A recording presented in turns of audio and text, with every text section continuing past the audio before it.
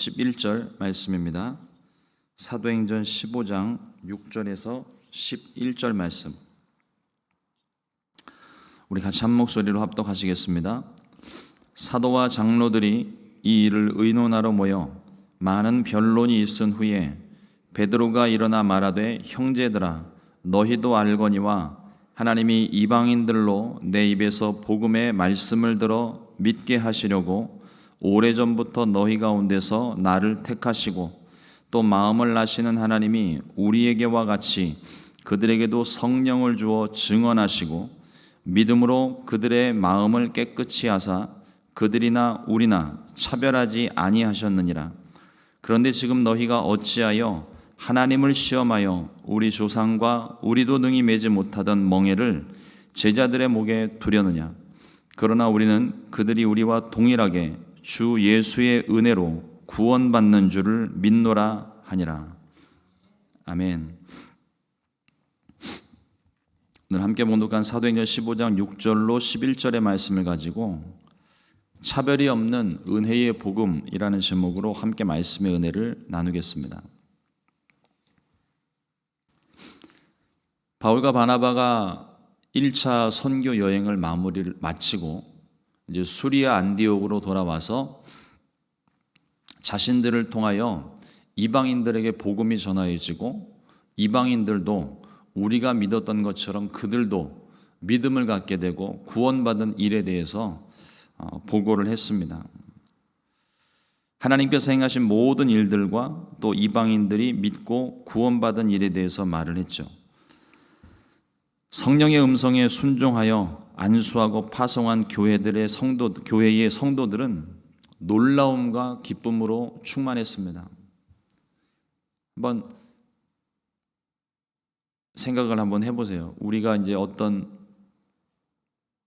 선교지를 정하여서 그 선교지에 우리가 단기 선교를 가기도 하고 또 가서 선한 구제 사역과 선교 사역들을 우리가 감당을 했을 때 그곳에서 한 영혼이 구원받고 교회가 세워지고 또 다른 교회가 잉태되어지고 그 다음 세대들이 하나님을 믿는 그런 일들이 숫자와 상관없이 영혼이 구원받고 교회가 살아나는 일, 그 지역 사회가 변하는 일들이 일어나게 될 때 여러분들의 마음이 어떻겠습니까?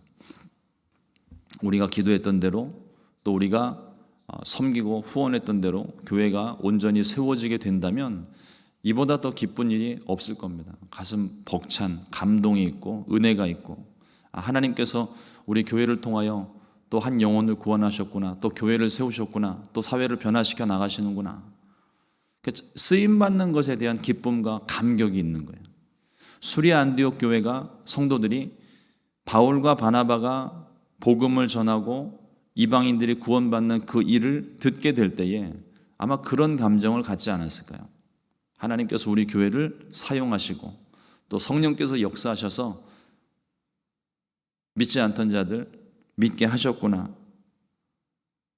유대인이나 그러니까 교회 안에 유대인들이나 또 이방인들이나, 여기서 말하는 유대인들은 바울과 바나바를 괴롭혔던 유대인들이 아니라 유대인들 중에 복음을 받아들이고 믿었던 유대인들, 그러니까 수리아 안디옥 교회에 출석하고 있는 그 유대인들을 말합니다. 그 교회 안에 유대인들뿐만 아니라 이방인들 중에도 믿음을 가지고 구원받은 이방인들이 분명히 있었을 텐데 유대인이나 이방이나 가릴 것 없이 복음이 전파됨으로 믿는 자들의 수가 더하여짐으로 아마 그들 가운데 큰 기쁨이 있었으리라 생각이 됩니다. 그런데 이 복음이 전파되는 것과는 별개로 다른 문제가 생겨요. 구원받은 이방인들을 향한 구원의 조건을 유대인들이 제시했기 때문입니다. 그 내용이 무엇이고 또 그것이 교회 가운데 일어났었던 이런 분쟁과 갈등, 서로 다른 의견들이 어떻게 해결되어졌는지, 그리고 이 과정들을 통해서 우리가 받을 교훈이 무엇인지 오늘 말씀을 통해서 함께 은혜를 나누려고 합니다. 첫 번째, 할례 논쟁이 벌어졌어요. 예수님을 믿음으로 말미암아 구원함을 얻는데 예수님을 믿고 구원받은 자들에게 다른 조건이 제시가 됩니다. 사도행전 15장 1절에 보면 그 문제 제기가 되는데요.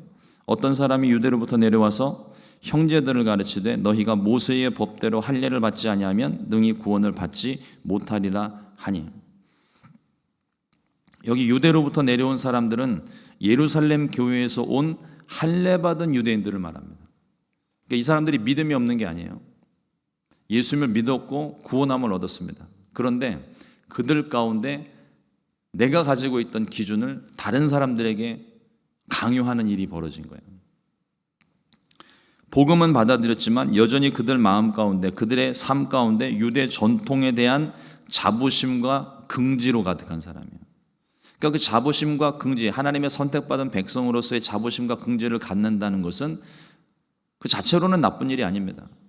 하나님께서 우리를 선택하셨고 나는 그 선택받은 민족 중에 한 사람이고 내가 구원받았고 이 모든 일이 자체로만 봤을 때는 하나님께 영광 돌릴 만한 너무나도 좋은 조건을 가지고 있는 사람들이에요. 그런데 그들이 주장하는 것은 모세의 법대로 할례를 받아야만 구원받는다는 주장입니다. 그러니까 예수님을 믿는 것으로 구원받는 것이 아니라 그것으로 끝나는 것이 아니라 예수님 믿고 구원받았으면 할례도 받아야 된다는 거예요. 초대교회의 대표격인, 그러니까 그 당시에 수많은 교회들이 있었지만 그래도 중심되는 교회, 거점 교회가 하나 있는데 그 교회가 예루살렘 교회입니다. 예루살렘 교회의 공식적인 입장이 아니라 개개인들의 입장인 거예요. 유대인들의 입장에서 봤을 때는 또 그렇게 생각할 수도 있겠다 생각할 수 있는 부분이, 유대인들은 이 율법을, 모세가 전해준 그 율법을 하나님의 말씀으로 받았고 그 하나님의 말씀을 목숨과도 같이 소중히 여겼던 사람들입니다. 율법에 의하면 언약을 받은 백성들은 할례를 받아야 한다고 말씀했습니다. 그 말씀이 틀린 말은 아니에요. 예루살렘 교회에 있던 바리새파 출신의 성도들도 똑같은 주장을 합니다. 이방인에게 할례를 행하고 모세의 율법을 지키라 명하는 것이 마땅하다. 예루살렘 공의회가 형성이 되고 회의가 진행될 때 바리새파 출신 유대인이 주장했던 거예요.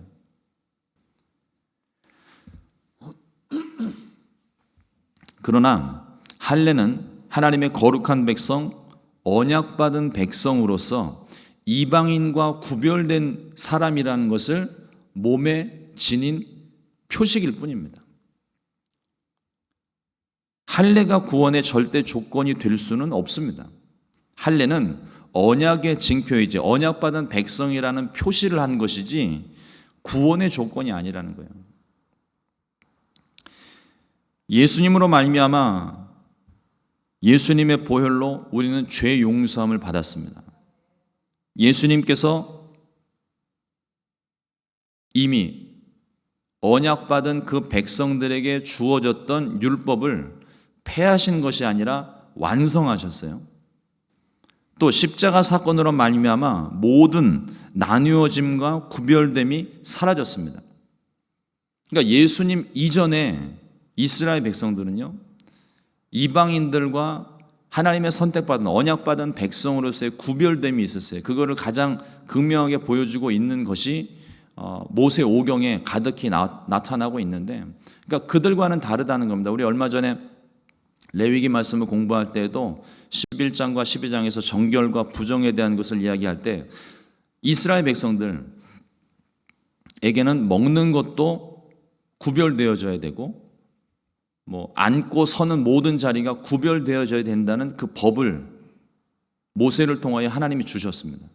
근데 그것이 이스라엘 백성들이 그렇게 살아야만 하나님의 백성이 되고 구원받은 언약받은 백성이 된다는 게 아니에요. 이방인, 하도 그 당시에 우상숭배가 많았고 이방인들의 어떤 잘못된 문화들, 세상에 어그러진 법들이 그들 가운데 혹시라도 틈타지 않을까, 하나님께서 거룩한 백성으로 구별하여 세우셨는데 그 거룩한 백성들이 세상의 법에 의해서 물들지는 않을까, 하나님이 그것들을 구별하여서 너희는 내가 선택하였고 내가 너희를 위하여 온 세상에 구원의 소식을 전하겠다라는 하나님의 뜻이 그 가운데 있었기 때문에, 그래서 하나님이 세상 사람들과 구별하기 위해서 그 육체 가운데 할례라는 표식을 주고 그것을 잊지 말라고 하는 차원에서 할례를 행한 것이지, 그 할례를 통하여서 이 할례를 받아야만 언약받은 백성이 아니고 언약받은 백성이 되고 이 할례를 받아야만 구원받은 백성이 된다, 이런 의도로 할례를 행하신 것이 아니라는 겁니다. 구별됨, 나뉘어짐이라는 거예요. 그런데 예수님께서 십자가 사건을 통하여서 온 이 세상에 구원을 베푸시고, 또 예수님께서 십자가에서 돌아가실 때 성전의 휘장이 찢어지면서 하나님과 원수되었던 우리가 하나가 되었어요. 더 이상 구별됨이나 나뉘어짐이 없었다는 겁니다. 하나님과 우리 사이에 나뉘어진 이 나눔은 죄와 거룩에 대한 부분인데, 그 부분조차도 하나님께서 예수님의 십자가로, 그 보혈의 공로로 그 구별을 제거하셨다는 거예요. 죄가 용서됐기 때문에, 원죄의 문제가 죄값이 치러지고 해결되었기 때문에. 그 사건을 설명하신 것이 베드로가 고넬료 집에 갔을 때 가기 직전에 보았던 환상 가운데 주님이 그 말씀을 하십니다. 보자기 같은 큰 그릇 안에 각종 짐승들이 담겨져 있는데 그 안에 정한 것도 있고 부정한 것도 있었습니다. 근데 말씀이 잡아먹으라. 유대인인 베드로의 입장에서는 내가 한 번도 이 부정한 짐승을 유대의 율법에 따라서 내가 먹은 적도 없고 만진 적도 없는데, 그럴 수 없습니다. 하나님 거부하죠. 그것이 유대인의 율법으로서는 틀린 말이 아닙니다. 그런데 그 말을 했을 때 주님께서 새로운 말씀을 주십니다. 사도행전 10장 15절 말씀에 또 두 번째 소리가 있으되 하나님께서 깨끗하게 하신 것을 내가 속되다 하지 말라 하더라. 베드로는 이 환상을 보고 이 음성을 들었음에도 불구하고 이것이 정작 어떤 말인지 깨닫지를 못합니다. 이와 같은 환상이 3번이나 같이 있었다는 거예요. 깨닫지를 못하는 거죠. 그런데 고넬료 집에 들어가서 복음을 전하게 되고, 복음이 전하여질 때 성령이 임하고, 그 성령이 임하신 현상이 자기네들이 오순절 마가다라방에서 체험했던 성령의 임재와 그 현상이 똑같았다는 거예요. 그것을 보면서 비로소 이 환상의 의미를 깨닫게 되는 겁니다. 유대인과 이방인의 구별 없이, 차별 없이 하나님께서 구원을 베푸신다. 이제는 예수님께서 오신 이전과 이후가 확연하게 달라졌다는 것을 깨달은 거예요. 초대교회는요, 우리가 좀 미리 먼저 좀 생각하고 전제하고 우리가 봐야 되는 것이 뭐냐면, 초대교회는 아직 신학이라는 게 없습니다. 초대교회는 우리가 가지고 있는 신약의 말씀도 없어요. 그냥 구약의 말씀, 그냥 그들이 말하고 있는 말씀, 주께서 하신 말씀이라고 하는 건 우리가 가지고 있는 구약 성경 중에 일부, 특별히 모세 오경에 근거한 그 율법들, 말씀들만 가지고 있습니다. 아직 신학적으로 정해진 바도 없고 체계도 없고 기준도 없는 상태였습니다. 성령의 인도하심을 따라 모든 것들을 새롭게 정리해 나가고 새롭게 해석을 해 나가고 있는 그 시작 단계, 그 과정에서 서로 다른 의견들이 나타나는 겁니다. 어떤 때는 열띤 논쟁을 하다가 과열이 되어 다툼이 일어나기도 하고 서로 나뉘어지기도 하고 많은 문제들이 그 안에 있었을 거예요. 그러나 서로 다른 의견을 내더라도 그 의견으로 서로 분쟁이 일어나고 서로 다툼이 일어난다 하여도 어느 쪽이든 그들 모두 성령의 충만함을 잃지 않았다는 거예요. 이게 중요합니다. 그들은 논쟁을 하면서도 기도하고 하나님의 뜻을 구했습니다. 그때마다 성령께서 지혜를 주셨고 하나하나 새로운 기준과 질서를 세워가면서 건강한 교회로 자리 잡기 시작을 한 거예요. 이것은 초대교회뿐만 아니라 우리가 지금 몸담고 있는 이 교회도 마찬가지입니다. 우리에게 주시는 메시지가 있어요. 우리 자신은 언제나 연약하고 모자람이 있습니다. 완전하지 못하고 완전할 수도 없습니다. 서로 다른 의견들이 존재할 수 있어요. 같은 말씀을 보더라도 서로 다른 것들을 우리가 깨닫습니다. 우리가 지금 VBS 때문에 보시는 바처럼 성전 뒤편에 성벽을 세웠습니다. 근데 여러분, 이 성벽을 보면서 이게 뭐라고 보이세요? 어떤 걸로 보이세요? 그냥 현수막입니까?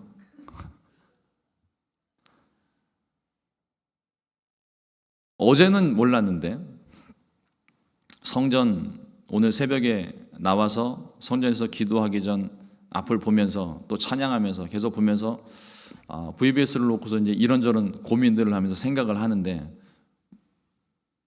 저 성벽을 보면서 저는 하나님의 도성이 생각이 나는 거예요. 하나님의 도성. 근데 원래 이것을 이 현수막의 진짜 의미는 이번 주제가 다니엘의 용기라는 주제로 여름 성경학교가 진행이 되는데, 그러니까 다니엘의 용기 그러면 이게 지금 무슨 성이겠어요?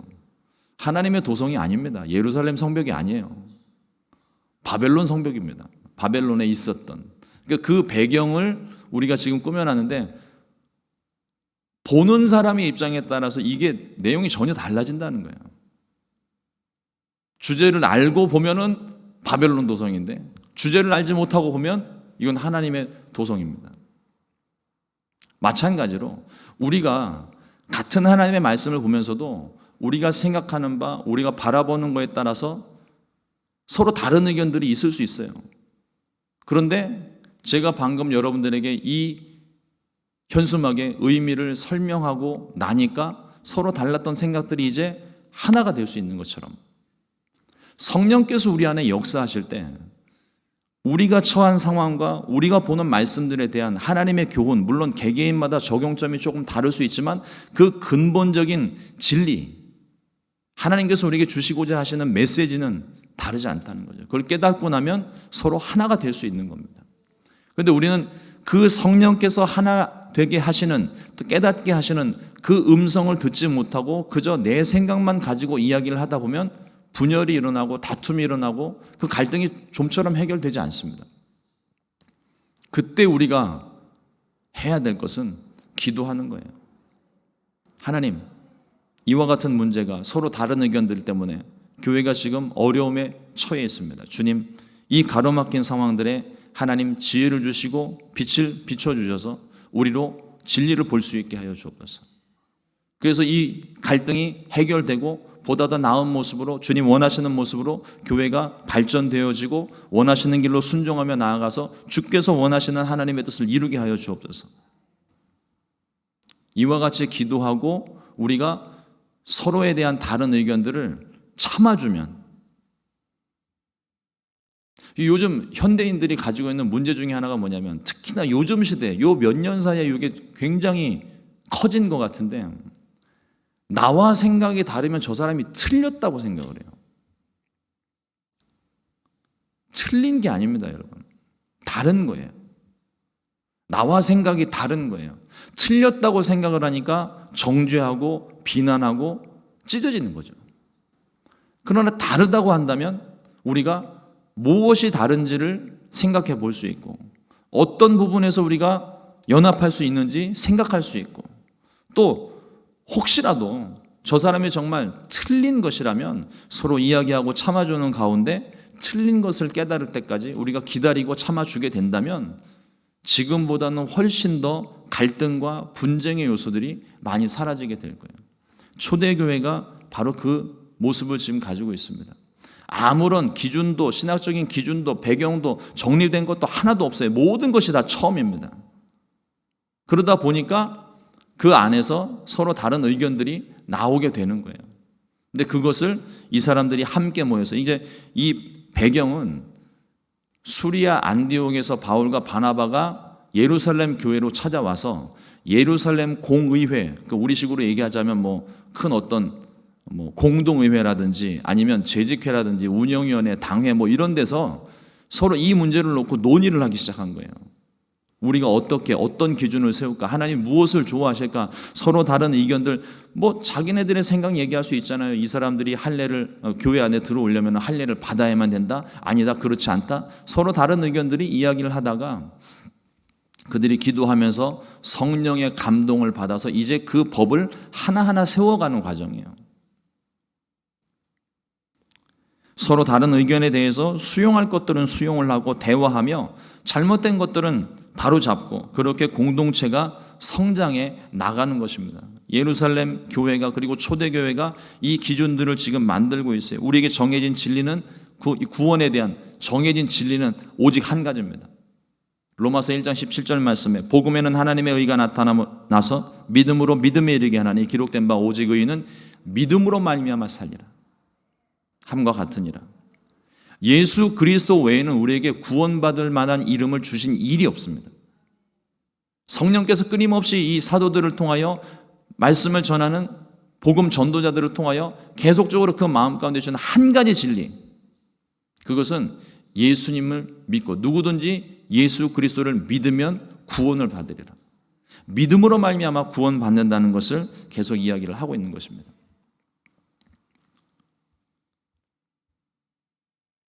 이런 열띤 논쟁들이 일어나는 가운데 두 번째로 이 베드로가 일어나서 증언을 하게 됩니다. 바울과 바나바는 수리아 안디옥에서 예루살렘 교회로 와서 하나님께서 행하신 일, 곧 이방인들도 믿고 구원받은 일에 대해서 증거했습니다. 이 할례 논쟁에 대해 할례도 없이 이방인들이 구원받고 있는 사실에 대해서 증거한 거예요. 그러니까 유대인들이 주장하는 것은 할례를 받아야만 구원이 완성이 된다라는 것을 이야기하는 것이고, 바울과 바나바는 이미 그들이 선교 여행지를 갔다 오면서 그들이 할례를 받지 않았음에도 불구하고 그들 가운데 성령이 임하고 믿음으로 말미암아 구원받는 것을 이미 그들은 보았고 경험했기 때문에 그거를 지금 증거하고 있는 거예요. 예루살렘 공의회가 소집되어 이 논쟁을 계속 이어가지만 양쪽의 주장이 팽팽합니다. 이때 베드로가 일어나서 자신에게 일어났던 일을 근거로 아마도 고넬료 집에서 복음이 전해지고 오순절 마다라 방에 성령이 임하심 같이 자신들에게 임하신 그 성령이 똑같이 고넬료의 집에도 이방인의 집에도 임하는 것에 대해서 아마 그것을 배경으로 해서 증거를 한 것 같아요. 사도행전 15장 8절로 9절 말씀에 보면 또 마음을 아시는 하나님이 우리에게와 같이 그들에게도 성령을 주어 증언하시고 믿음으로 그들의 마음을 깨끗이 하사 그들이나 우리나 차별하지 아니하셨느니라. 하나님의 구원에는 차별함이 없습니다. 유대인들이 자기네들만 선택받은 백성, 자기네들만 구원받은 백성이라고 생각을 했지만 구약의 말씀들도 보면은요, 구약의 말씀대로 말씀 안에 이스라엘 백성 안에 유대인만 있었던 게 아니에요. 이방인들이 함께 있었습니다. 이미 이방인들이 함께, 우리가 예수님의 족보를 보더라도요, 그 족보 안에 이방 여인들이 있다고요. 그냥 자기네들이 선민 사상, 우리는 하나님께 선택받았고 우리는 하나님의 백성이라는 그 생각이 너무 크다 보니까 상대적으로 적었던 이방 민족들, 그들 가운데 함께 거하고 있었던 이방 민족들, 하나님의 말씀도요, 이스라엘 백성들의 어떤 법을 말씀하실 때에도 그들 가운데 함께 있는 이방인들에 대한 조건들을 항상 말씀하세요.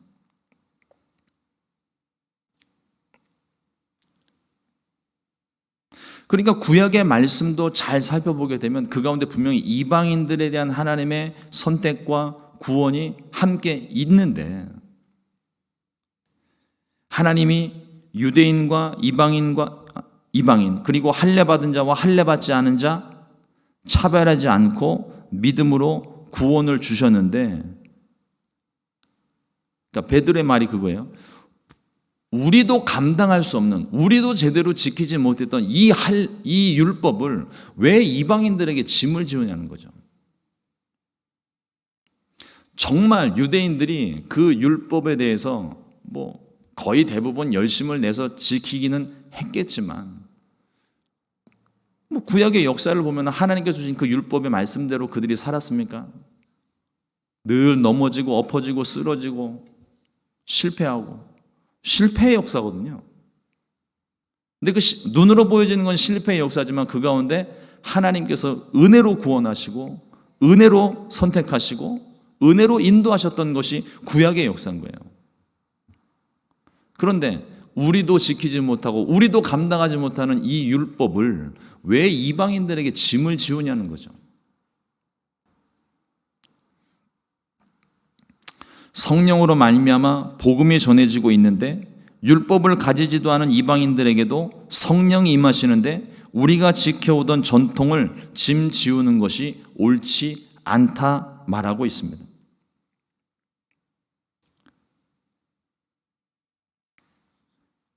이민사회 안에서 뿐만 아니라 이민사회만 자꾸 이렇게 이야기하니까 좀 그런데 이민사회뿐만 아니라 이 기성세대와 젊은 세대 간의 그 갈등 요소가 어떤 부분이 있는가 하면 기성세대들은 특히나 이제 연세 많으신 분들은 어떤 분들은 일제 침략기를 경험하신 분들도 있고 또 6.25를 경험하신 분들도 계시고 또 특히나 이제 이민 오신 우리 1세대 분들은 척박한 땅에 이 미국 땅에 처음 건너와 가지고 그냥 생고생하신 거잖아요. 그런데 그 생고생을 해서 이제 삶의 터전을 마련을 했고 젊은 세대들이 일어나기 시작을 하는데 그 젊은 세대들이 조금 힘들다고 이것도 안 하고 저것도 안 한다고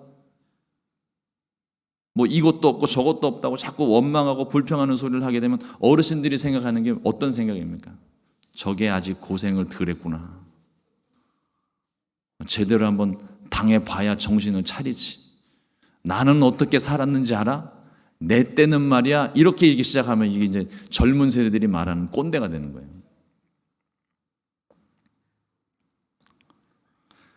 근데 그 마음의 생각을 그 어떤 마음인지는 알겠어요. 그런데 그 마음을 가만히 생각을 해보면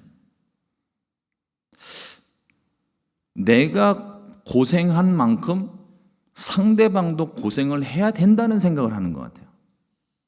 나는 고생을 했는데 저 사람이 고생을 하지 않으면 배가 아프고 좀 더 고생을 좀 해야 될 것 같다는 생각을 하고 여러분 나는 고통받았지만 다른 사람은 고통받지 않았으면 하는 마음이면 얼마나 좋을까요? 부모님이 자식을 향해서 대체로 그런 마음들 갖지 않습니까? 나는 이렇게 힘들고 어렵게 살았지만 내 자식들은 잘 먹고 잘 살았으면 좋겠다 하는 것이 부모님의 마음이잖아요. 그걸 내리사랑이라고 이야기하고 우리가 사랑이라고 이야기들을 합니다. 근데 우리 자식들뿐만 아니라 우리 자식 아니더라도 다음 세대들, 내 이웃들이 그렇게 살았으면 좋겠다 마음 먹는 것이 그게 그리스도의 사랑인 것 같아요. 내가 죄짓고 방황했으니까 너도 죄짓고 방황해서 예수님 만났으면 좋겠다 이렇게 생각하시는 분들은 없잖아요.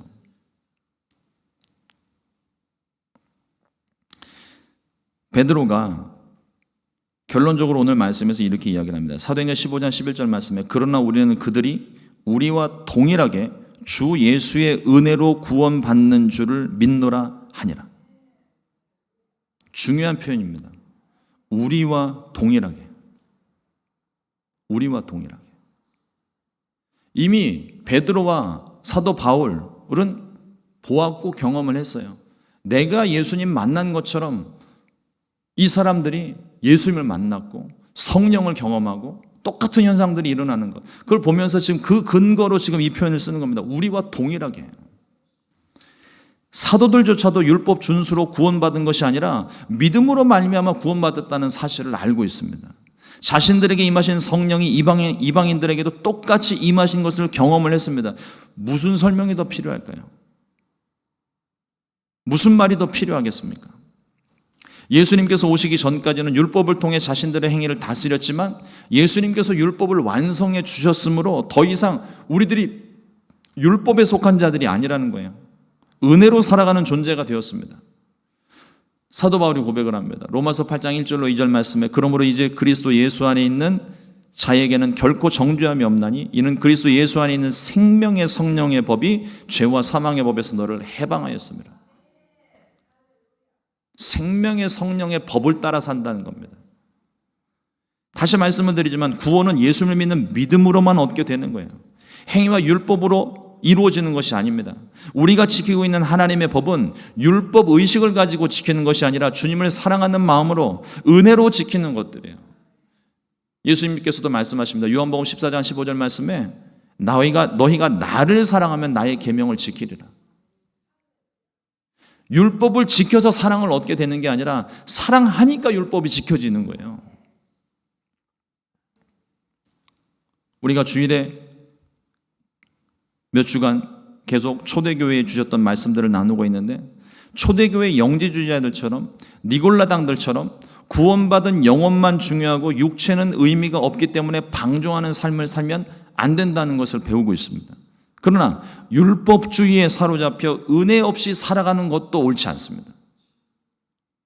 오늘 우리에게 전해지는 교회의 전통과 교리들은 이런 초대교회, 이제 예루살렘 공의회부터 시작을 해서 수많은 종교회의들을 통하여 이단들에 대한 대처, 또 어떤 나타나는 현상들, 문제들, 이런 것들에 대한 회의를 통해서 하나님의 뜻을 구하고 하나하나 질서를 세워서 오늘 우리 가운데 전해지는 것이 교회의 전통이고 교리라는 거예요. 그러나 그거조차도 완전할 수 없고, 또 성령께서 새 일을 행하실 때는 조정이 필요한 부분들이 있습니다. 그러나 무엇보다 중요한 것은 우리가 성령 충만함으로 서로를 존중하며 하나님의 뜻을 분별해야 하는 일이에요. 과연 무엇을, 이 문제들 속에서, 이 어려움 속에서 하나님이 원하시는 것은 무엇일까? 하나님이 우리에게 말씀하시는 것이 무엇인가? 성령 충만함으로 이것을 우리가 분별하고 성령의 인도하심을 따라서 우리가 순종하며 나아가야 될 줄로 믿습니다. 우리의 생각과 고집이 아니라 주님의 뜻을 따르는 삶, 변화와 생명이 넘치는 오늘 하루가 되시기를 주님의 이름으로 축원합니다. 기도하겠습니다. 하나님, 오늘 예루살렘 공의회를 통하여서 초대교회 가운데 있었던 일들이 어떻게 해결되어지는지, 또 어떤 문제들이 있었는지 말씀을 통해서 보게 하셨습니다. 하나님, 이것이 꼭 초대교회에만 있는 것이 아니라 우리가 살아가는 삶 가운데에도, 오늘을 살고 있는 우리들에게도 똑같은 현상들이 일어납니다. 하나님, 서로 다른 의견들,